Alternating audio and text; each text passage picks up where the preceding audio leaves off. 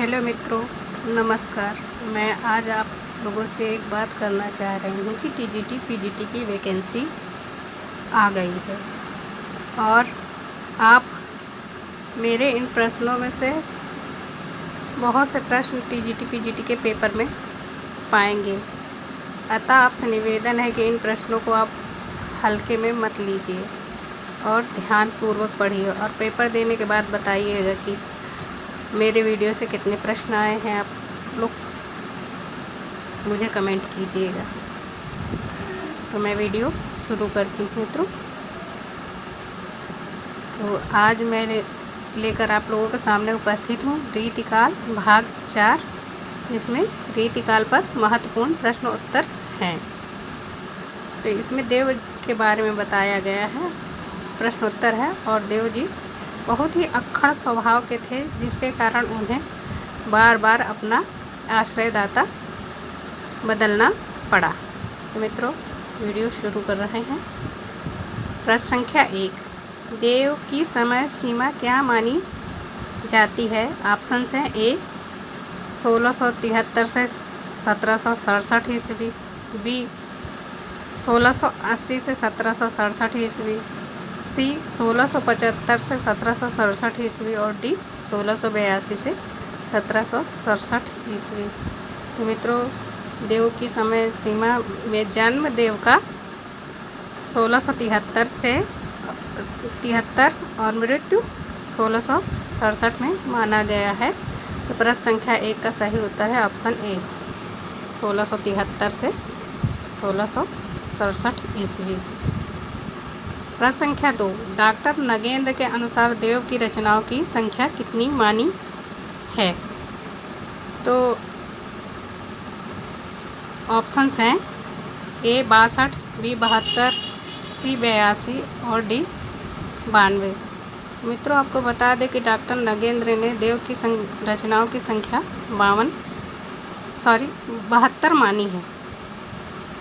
और देव की रचनाओं में शिव सिंह सेंगर ने 80 मानी है और डॉक्टर नगेंद्र ने 72 मानी है।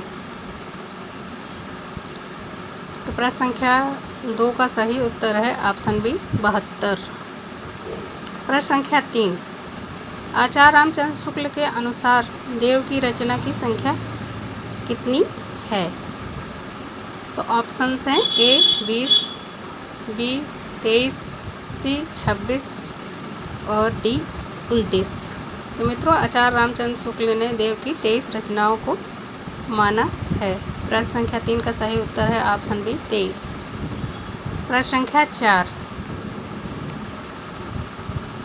देव की वर्तमान में उपलब्ध रचनाओं की संख्या कितनी है? ऑप्शंस हैं: ए 10, बी 15, सी 20 और डी 25। तो मित्रों, वर्तमान में देव की 15 रचनाएं ही उपलब्ध हैं। प्रश्न संख्या 4 का सही उत्तर है ऑप्शन बी 15। प्रश्न संख्या 5, देव द्वारा रचित सर्वप्रथम रचना कौन सी है? ऑप्शन है: ए भवानी विलास, बी भाव विलास, सी रस विलास और डी कुशल विलास। तो मित्रों, आपको बता दें कि देव ने सर्वप्रथम 16 साल की उम्र में भाव विलास नामक रचना को स्वतंत्र रूप से लिखा था। ये रचना इन्होंने किसी के आश्रय में नहीं की थी। तो प्रश्न संख्या 5 का सही उत्तर है बी भाव विलास। प्रश्न संख्या 6, देव की कौन सी रचना उदोत सिंह वैश्य के आश्रय में रचित है? ऑप्शन है: ए प्रेम तरंग, बी प्रेम चंद्रिका, सी रस विलास और डी सुख सागर। तो मित्रों, उदोत सिंह वैश्य के आश्रय में लिखी गई देव की रचना का नाम है प्रेम चंद्रिका। प्रश्न संख्या 6 का सही उत्तर ऑप्शन बी प्रेम चंद्रिका। प्रश्न संख्या 7, देव की किस रचना में विषय वासना का तिरस्कार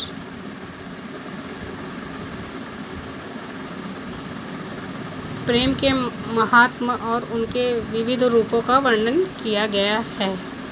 ऑप्शंस हैं: ए प्रेम चंद्रिका, बी भाव विलास, डी सी प्रेम तरंग और डी भवानी विलास।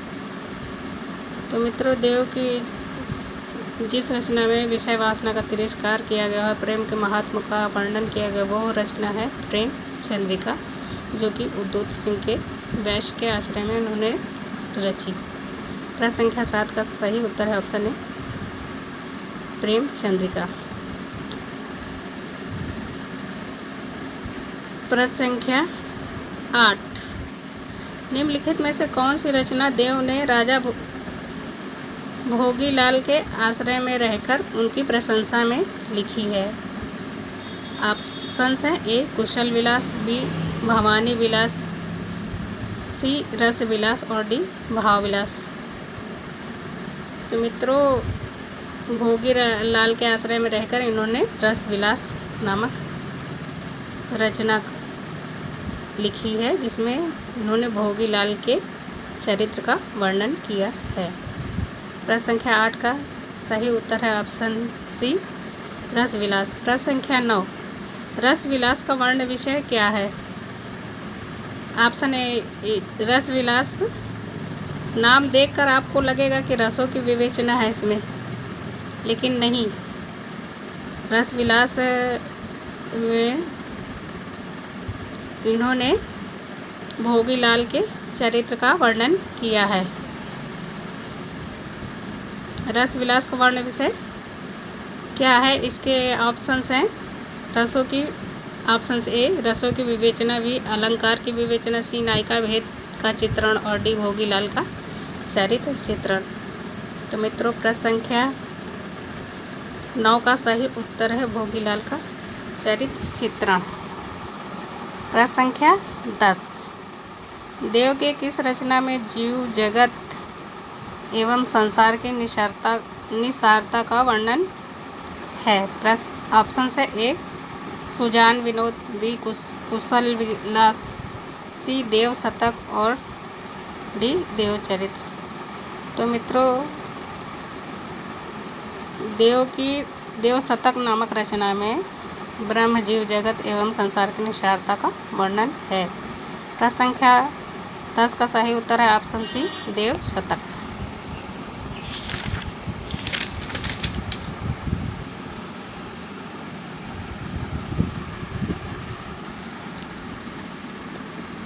प्रश्न संख्या 11, देव की किस रचना में कृष्ण चरित्र का वर्णन है? ऑप्शन है ए देव शतक, बी देव चरित्र, सी अष्टयाम और डी भाव विलास। तो मित्रों, देव चरित्र रचना में कृष्ण का चरित्र वर्णित है। प्रश्न संख्या 11 का सही उत्तर है ऑप्शन बी, देव चरित्र। प्रश्न संख्या 12, देव की किस रचना में शब्द शक्ति, नवरस, छंद एवं नायक नायिका भेद आदि की विवेचना है? ऑप्शन है ए राग रत्नाकर, बी शब्द रसायन या काव्य रसायन, सी रस विलास और डी सुख सागर तरंग।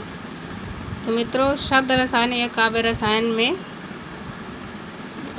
देव की शब्द शक्ति, नवरस, छंद एवं नायक नायिका भेद का वर्णन है। प्रश्न संख्या 12 का सही उत्तर है ऑप्शन बी, शब्द रसायन या काव्य रसायन। प्रश्न संख्या 13, शब्द रसायन या काव्य रसायन की रचना के आधार ग्रंथ कौन कौन से हैं? मतलब शब्द रसायन और काव्य रसायन एक ही ग्रंथ है। इसकी रचना करने के लिए देव ने किस ग्रंथों से आधार लिया? तो ऑप्शन हैं ए साहित्य दर्पण, बी काव्य प्रकाश, सी रस मंजरी और डी सभी। तो मित्रों, ये सभी रचनाएं हैं जिसका आधार उन्होंने शब्द रसायन या काव्य रसायन की रचना के लिए लिया। प्रश्न संख्या 13 का सही उत्तर है ऑप्शन डी सभी। प्रश्न संख्या 14, देव किस रचना में सभी काव्यांगों की विवेचना है?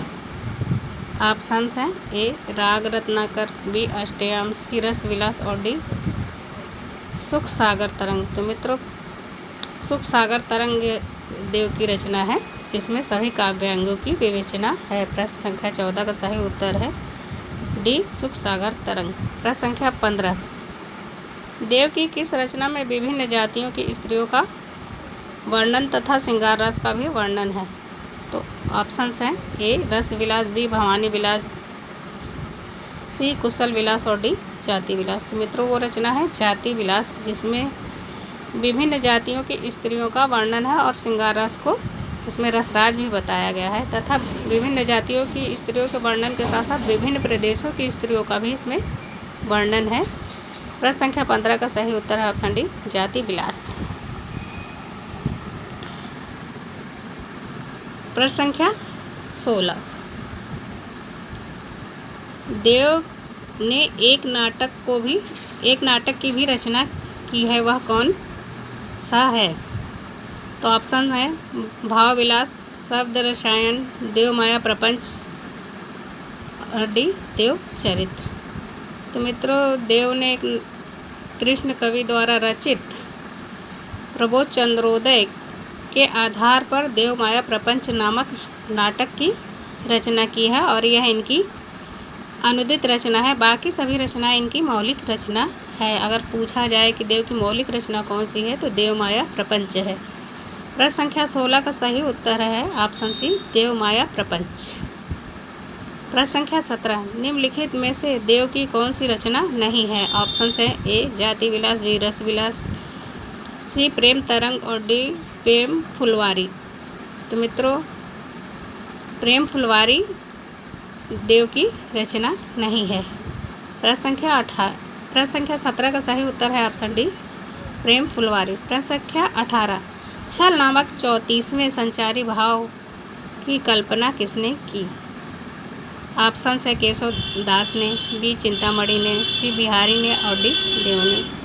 तो मित्रों छल नामक 34वें संचारी भाव की कल्पना देव ने की। प्रश्न संख्या 18 का सही उत्तर है ऑप्शन डी देव ने। प्रश्न संख्या 19, देव को किसने हित हरिवंश का अनुयायी माना है? यानी कि राधा वल्लभ संप्रदाय में दीक्षित माना है।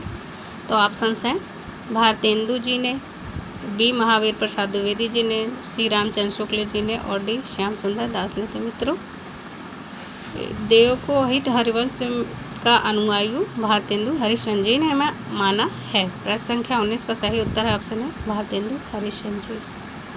प्रश्न संख्या 20, अविधा उत्तम काव्य है, मध्य लक्षणालीन, अधम व्यंजना रस विरस उल्टी कहत नवीन। उपयुक्त पंक्ति किसकी है? ऑप्शन है ए देव, बी बिहारी, सी चिंतामणि और डी मतीराम।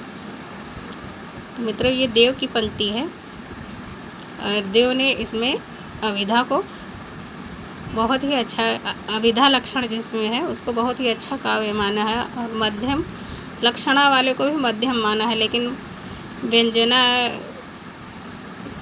शब्द शक्ति को इन्होंने अधम यानी नीचा माना है। तो प्रश्न संख्या 20 का सही उत्तर है ऑप्शन ए देव।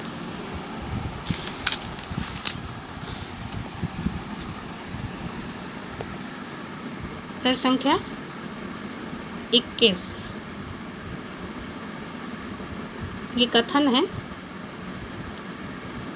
प्रेम चंद्रिका, रस विलास, प्रेम पचीसी आदि पुस्तकों में देव बहुत उत्तम कवि के रूप में विराजमान हैं।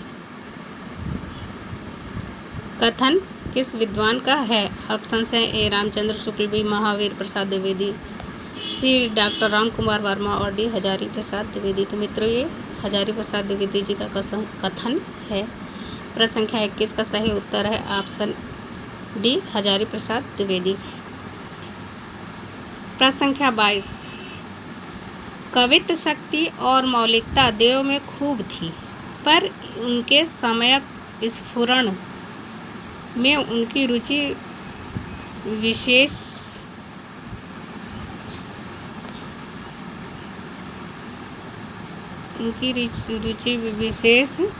प्रायः बाधक सिद्ध हुई। कथन किस विद्वान का है? ऑप्शन से गणपति चंद्रगुप्त, बी डॉक्टर राम कुमार वर्मा और सी रामचंद्र शुक्ल और डी हजारी प्रसाद द्विवेदी। तो मित्रों ये रामचंद्र शुक्ल जी का कथन है। प्रश्न संख्या 22 का सही उत्तर है ऑप्शन सी, रामचंद्र शुक्ल। मित्रों, ये बहुत ही उपयोगी कथन है।